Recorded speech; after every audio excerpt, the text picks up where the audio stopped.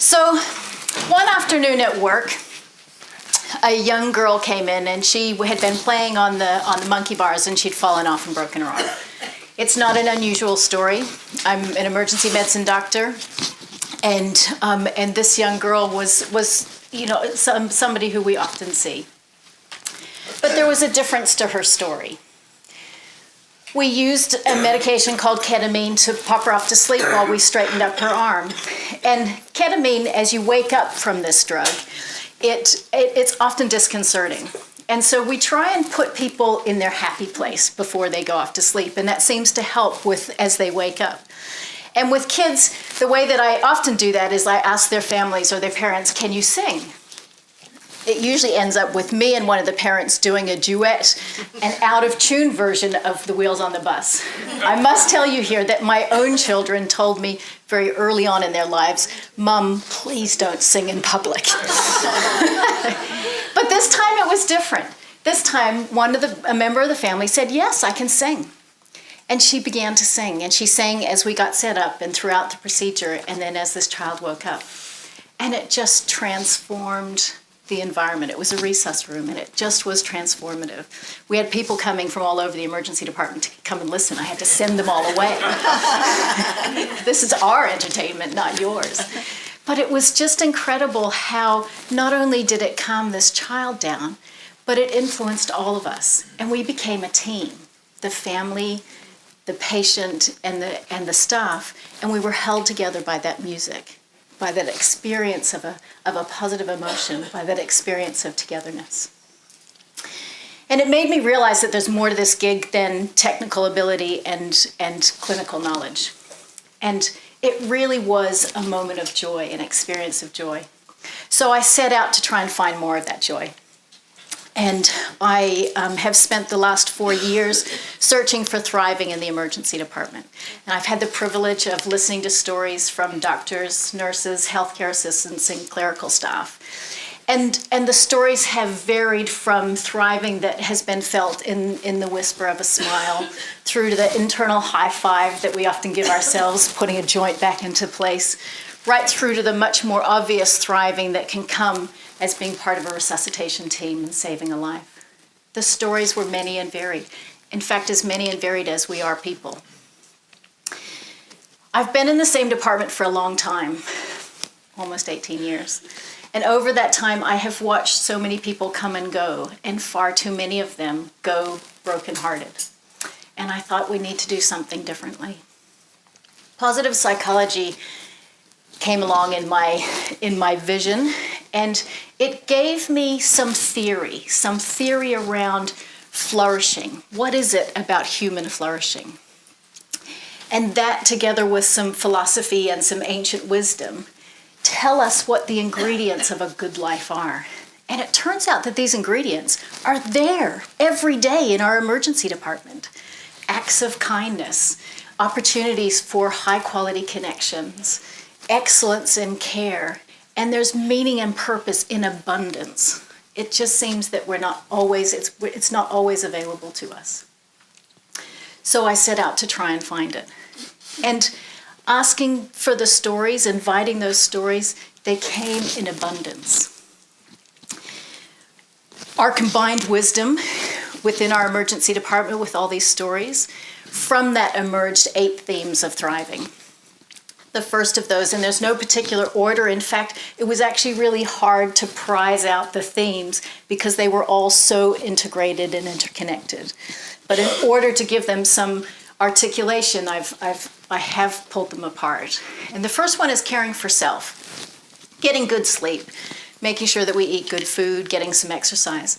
But there was also an aspect of caring for self that was about getting to know yourself, understanding what it is that you or I need for ourselves to rejuvenate, and also understanding the influences on our lives. A little bit of some of the stuff that Nick was talking about. In that space, understanding what our own sensory information is, what it is coming in and what it's telling us. How we can, in that space, as we come to understand it, then choose how we react. Choose how we adopt an attitude. Choose how we react to the way that people are interacting with us. One of the next themes was know-how. There's an inherent joy in knowledge, in acquiring it, in perfecting it, and in sharing it. And our stories, thank you, our stories took that knowledge from a knowing to a doing. How do we take that right piece of information, that right piece of knowledge for the right person and the right patient and the right team at the right time? Aristotle calls this phronesis, practical wisdom. A practical wisdom taking us towards the good life.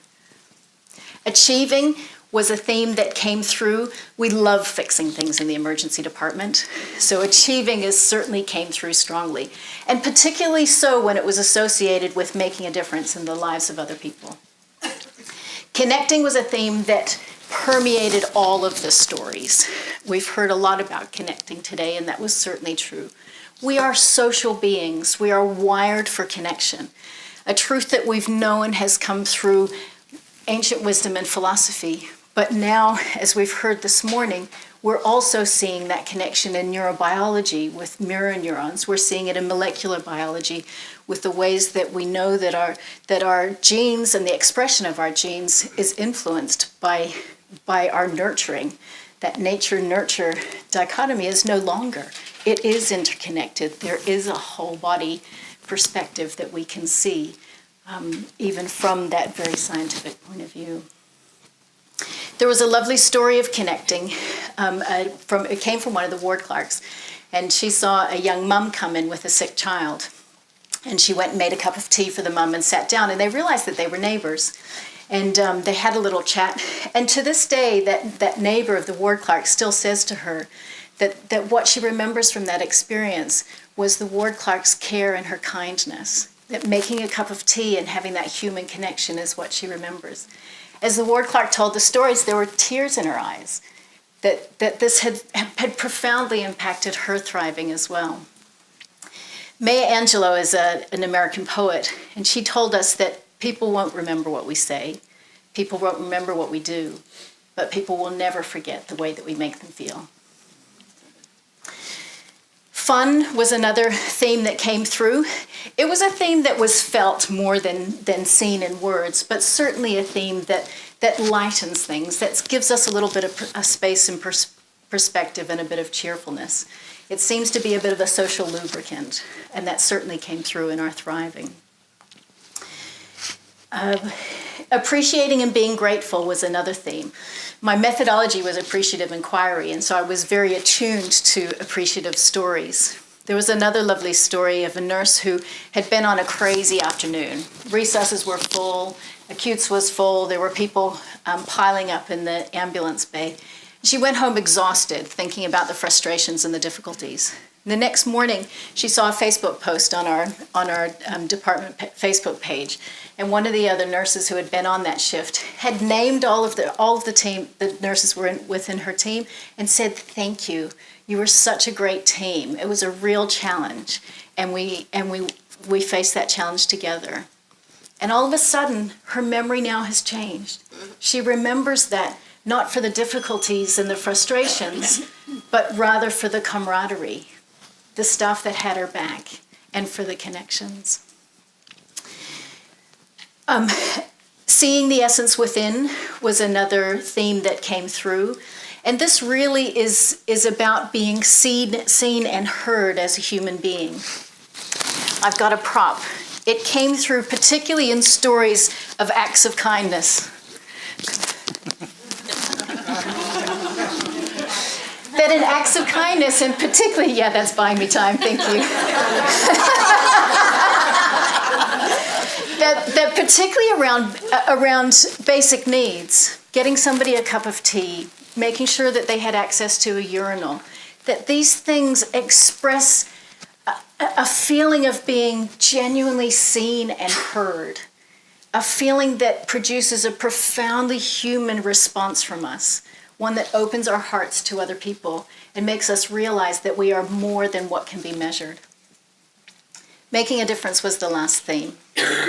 And that really wove together all of the other themes. It created a foundation of love and care that grounds us and enables us to fly.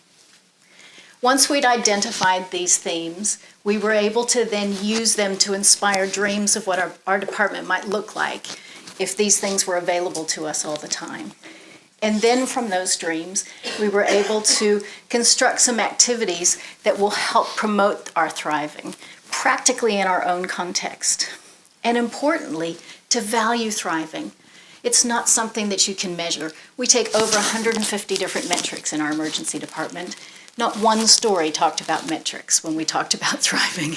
So somehow being able to value thriving and take account of it when we make decisions and when we go forward.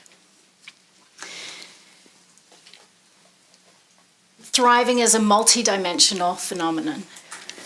It is something that all of our themes together were integrated and wove together to produce our thriving. We went out in search of our thriving, and we found what matters most to us in the emergency department. We found what matters most to us as human beings. We found love. Thank you.